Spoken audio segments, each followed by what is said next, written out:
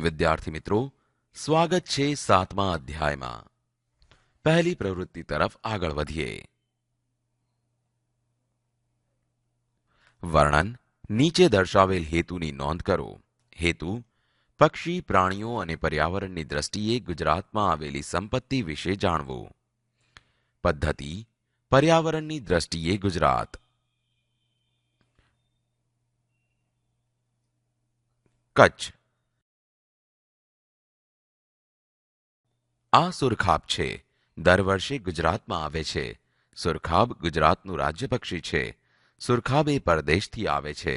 કચ્છમાં આવેલા અબડાસા નામના સ્થળને સુરખાબ નગર તરીકે ઓળખવામાં આવે છે. સુરખાબ સિવાય ઘણા બધા પક્ષીઓ પરદેશથી ગુજરાતમાં આવે છે. આવા પક્ષીઓને યાયાવર પક્ષીઓ કહે છે. કચ્છનું નાનું રણ. કચ્છના નાના રણમાં આપણા દેશના મીઠાના કુલ ઉત્પાદનનું અડધાથી વધુ મીઠું કચ્છનું નાનું રણ પકવે છે. કંડલા બંદર. કચ્છના અખાતમાં આવેલું કંડલા બંદર દેશના બીજા ક્રમનું સૌથી મોટું બંદર છે. અહીંથી દેશ વિદેશમાં વ્યાપાર થાય છે. કચ્છનો બન્ની વિસ્તાર. કચ્છના બંને વિસ્તારમાં ઉગતું ઘાસ એશિયાનું સૌથી ઊંચું ઘાસ છે. જામનગર. પિરોટન ટાપુ. કચ્છના અખાતમાં આવેલ જામનગર જિલ્લાના પિરોટન ટાપુ ઉપર પરવાલા ખડક છે. પિરોટન ટાપુ પર ડોલ્ફિન, જેલીફિશ, જળકુકડી, કરચલા અને ઓક્ટોપસ પણ છે. આપણી આસપાસ ઘણા જળચર પ્રાણીઓ જોવા મળે છે, જેવા કે દેડકા, કાચબા, અળસિયા, બગલા, બતક વગેરે.